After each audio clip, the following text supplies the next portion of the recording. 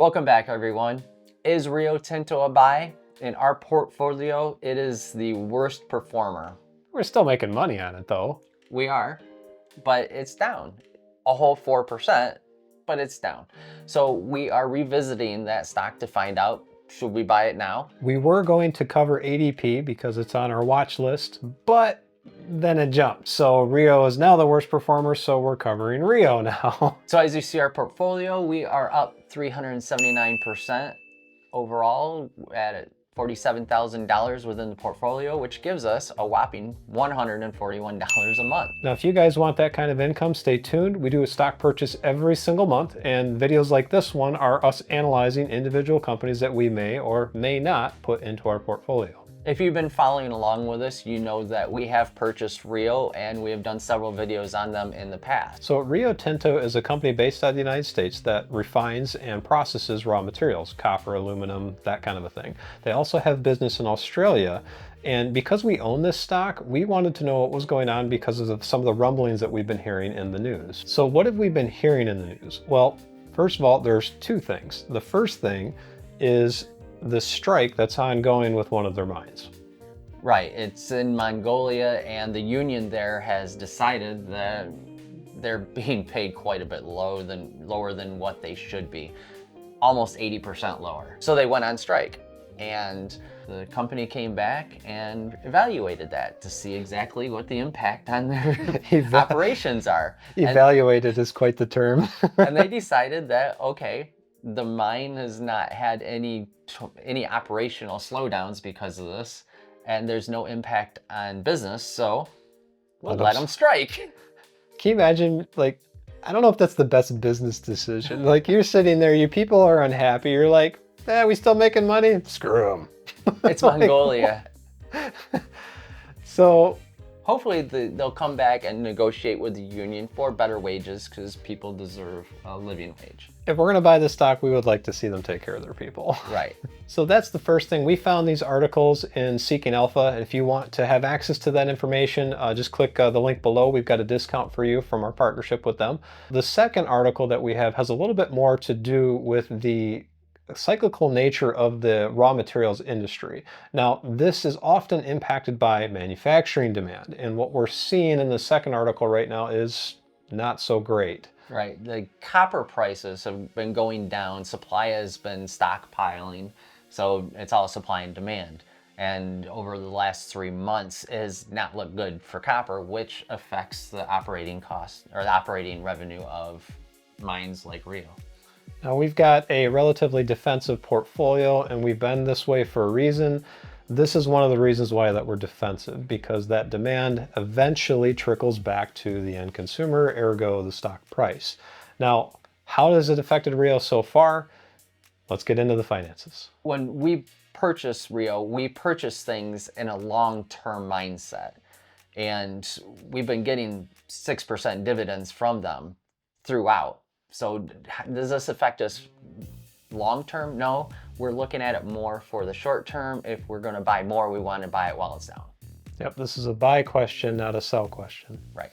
Every time we purchase a stock, we dig into the finances. Now, I'm going to go through this relatively quickly, so bear with us, but we use these numbers and spreadsheets and a whole bunch of other things to determine whether or not a stock was a buy. As far as this company is concerned, we are going to be looking at their quarterly statements because we already own them and we've already looked at the annual ones. Going through their balance sheet quarterly, we're going to notice a few things. Their total assets have increased and their total liabilities have decreased. That is a good thing.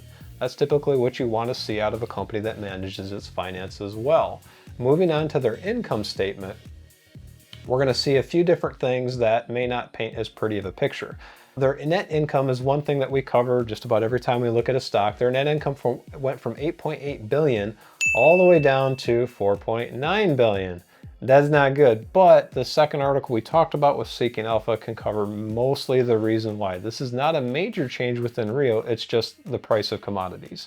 Moving along, before we go to cash flow, I want to highlight one other thing. There's a red flag here. If you look at Q4 of 2021, Q2 of 2022, and Q4 of 2022, all of those statements were restated. That's not good.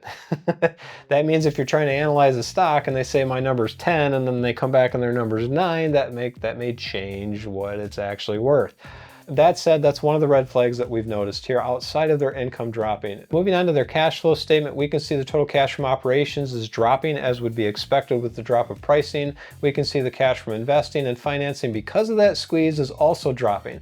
One of the metrics we like to look at is the net change in cash, and we can still see that the net change in cash is basically flat. Now, I would expect to see that because this company pays such a high dividend. Now, in fact, they're paying such a high dividend that we can see that reflected in their payout ratio. Moving on from our 3 statements, we want to take a look at a few more things here. So right now we're looking at a stock that is trading near its 52-week low, and you can see that reflected in this price. Now, if you go over 3 years and 5 years, you can see over 3 years they still have not had a good run, and then 5 years they're trading ironically at about a 10% gain, including their dividend year over year. There's a reason why we cover that in our dividend snowball, because that's what happens. And even in our worst performing stock, we can show that reflected in the chart here. Moving on down the line, we see a couple positive notes. The short interest on the stock is very low and their dividend is very high. Now that's a somewhat of a red flag as well because their payout ratio is at 70%. That's pretty high. And that's actually higher than we would like to see it. So as far as a growth stock is concerned, this is not going to be a growth stock when they're paying that much of their revenue out in dividends. But that's what makes us a great dividend stock. Moving down the line, we've got the earnings per share report. Now, this is not going to be as detailed as what you're going to see in some other businesses because of what they do. So instead of that, we're going to look at their peer comparison, and we can see that as far as their peers go, they're doing pretty good. They're the number 2 on net profit margin compared to the other companies in this list here. So that said, the mining industry and the raw materials industry, if they're very cyclical, they're based on demand, and right now that demand is relatively low. We would expect that given what's happening with interest rates, the housing market, the automobile supply. So if manufacturing demand drops for these materials, then obviously, or even refining, obviously it's going to affect the profitability of these businesses. Now that said, these businesses are cyclical. So if we were going to buy this stock, my recommendation would be just to wait.